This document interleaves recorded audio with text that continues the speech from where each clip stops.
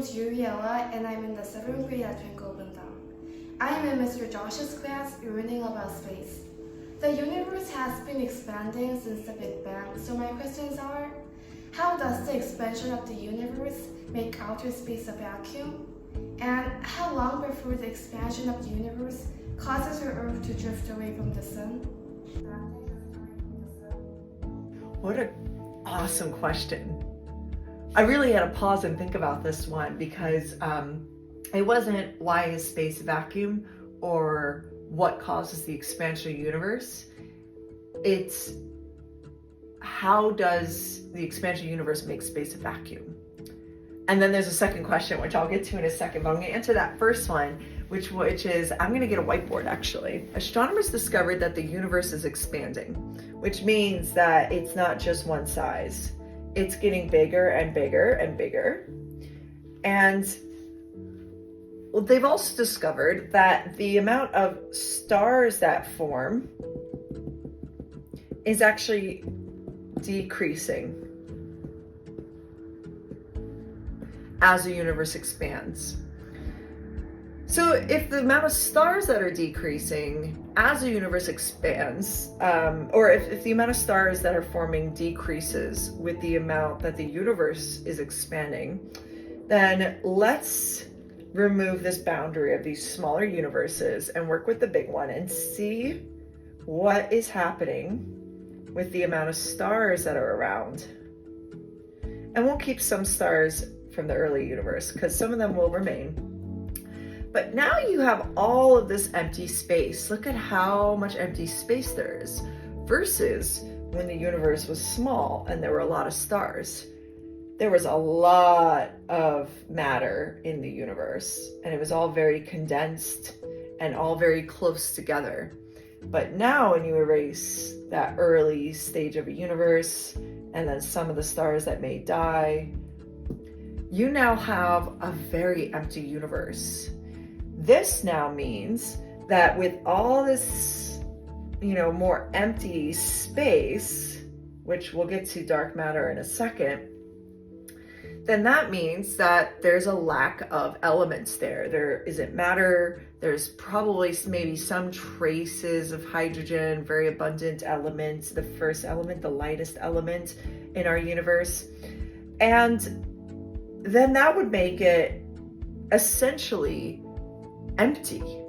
So this is what scientists mean by space being a vacuum. So think again, I know you may have heard about a vacuum cleaner, and a vacuum cleaner will sort of pull everything away. And although space isn't quite pulling things away, it's more about the emptiness that is created from you vacuuming your floor. You're now removing all of the dust and everything like that. And so these areas of space are more empty. This is where, though, a theory such as dark matter would come in, where there are signatures or there's evidence of there being a gravitational effect in some regions where we can't see stars. And what that means, so gravity is a consequence of mass. So things that have mass in space have a gravitational force. They have a gravitational pull. We know that gravity exists in the universe when you see something like a star or like a planet. But when there's nothing there, shouldn't there be no gravity essentially? Because it's empty, it's blank, there's nothing there. What? Well, this is where astronomers and more particle physicists are coming in and saying, hey, we think there's an unseen mass that is causing gravity. Some physicists also will say, maybe it's not an unseen mass, but instead it's just an unseen force acting like gravity that may be emergent or as a result of things like heat. So this is what is currently kind of being just just debated amongst the astrophysics community, truly, is sort of this, understanding this. And so to go back to the main question, which was, how would the expansion of the universe lead to space being a vacuum? If you erase all this stuff and the universe is expanding so dramatically, so fast, that everything is disappearing, things are getting so pushed out away from each other that it's not allowing for collisions to happen. It's not allowing for a star to collide with another star and cause an explosion of more stars to form. Then you're having a pretty lonely, empty, and cold universe. And this is what would truly lead to space being a vacuum. So Uriela asked, how long does the expansion of the universe make outer space a vacuum? And how long before the expansion of the universe causes your Earth to drift away from the sun? Okay, so this is so important to go over, Uriela. So Uriela asked, how long do we have before the Earth drifts away from the sun due to the expansion of the universe? So something really, really important to keep in mind, as we just did our illustration of space becoming like a vacuum due to the expansion of the universe, and keeping in mind, we looked at expansion of the universe theories earlier with the question of, will the universe disappear? There is a possibility that it won't end up like this. There is a possibility that gravity can overtake it and everything can start to get really close together again, and the universe is that big and it gets really small. So that's a possibility, but it's more likely that the universe is going to keep expanding and expanding and expanding, just again, based on current models and data collected of the universe, of the distant galaxies. So we're going to do a little bit of a breakdown of how the expansion of the universe actually works and how it affects different objects in space. To answer this question, we're going to do some illustrations, and specifically it's going to be of the Earth, the Sun, and then the entire universe. So the expansion of the universe is affecting objects specifically that are very far from each other. So we're going to say this right here is the Milky Way. So we're going to put MW, and we're not going to get into drawing the Milky Way arms of the galaxy right now. This right here is the Milky Way. This right here, we're going to say this is a faraway galaxy. We'll just name it ABC. Very far away galaxy. The distance is so far away that this is when a system will be affected by the expansion of the universe. So the universe is expanding and it's pushing away objects from each other. These are getting pushed away. The Milky Way is getting pushed away from this object. And they are going to drift further and further apart from each other. And it has to do with a few things. The main thing is really the distance, but it's that distance that causes them to be so far apart that ABC's gravity and the Milky Way's gravity are nowhere near each other. Where in space sometimes an object like the Earth orbits the sun because the sun has a strong gravitational pull, a strong force that draws the Earth in, because the Earth and the sun are pretty close to each other. Yeah, they're actually so close to each other that this would be about this small here. This distance would be like this small, and this isn't even to a proper scale, but that tiny compared to how far apart some objects are in space, like galaxies. And so the Earth and the sun, would they actually be affected by the expansion of the universe? because we have to think about the force of gravity versus the expansion of the universe.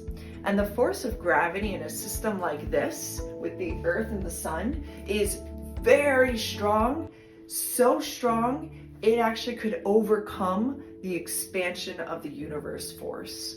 Because the expansion of the universe is a force. It's an outward force. Gravity is an inward force.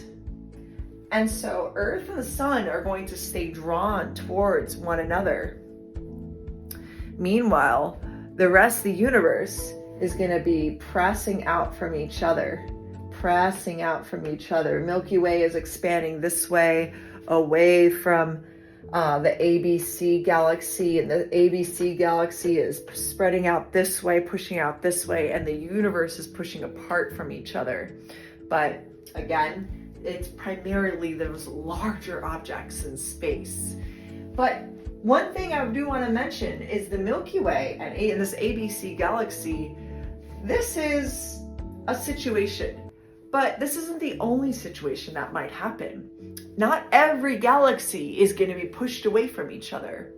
Some galaxies might have a stronger gravitational pull than the expansion of the universe pull, or the expansion of the universe push.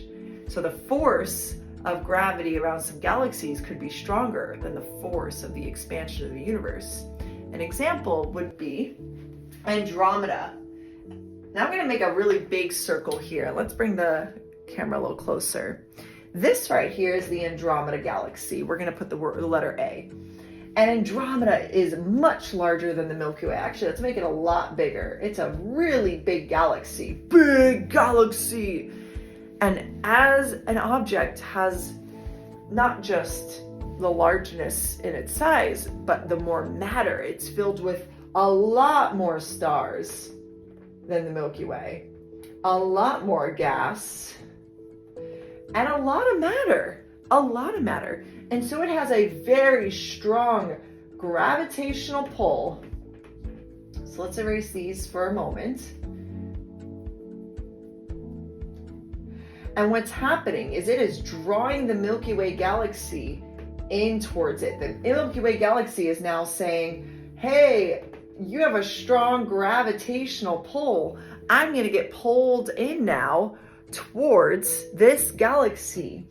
And so what's happening now is that the Milky Way and the Andromeda galaxy are going to eventually get so close to each other that they're going to collide and form a brand new galaxy. They're going to merge. They're going to completely merge and form a giant galaxy over here that will be Milky Way Andromeda. The relationship between the two are not affected by the expansion of the universe, but the relationship between that and a very far galaxy are affected. The relationship between the Earth and the Sun, they have such a strong gravitational pull towards each other that they're not going to drift apart from one another. They are going to stay stay pretty bounded close to one another. And together, they may drift out into space with our entire solar system. But right now, that is not the case. We are going to primarily be expanding with the Milky Way galaxy. So the whole galaxy is what's going to be really affected by the expansion of the universe, rather than all the little bits within the Milky Way galaxy. So I know that was a little bit artistic, but I hope that helped you understand just the relationship of the expansion of the universe and the effects of gravity and the effects of life and us understanding the universe a little bit more. All right, thank you all so much again. This was such a pleasure to receive all your questions and to help answer them. So I hope that I helped you learn a little bit more about space today. I would love to connect. Feel free to check out my YouTube channel or other social media at Astro Athens. I am currently making more videos about stuff like this. And if you ever have more questions, please feel free to reach out. Thank you so much again, and I hope you have a wonderful, wonderful day. Twinkle English.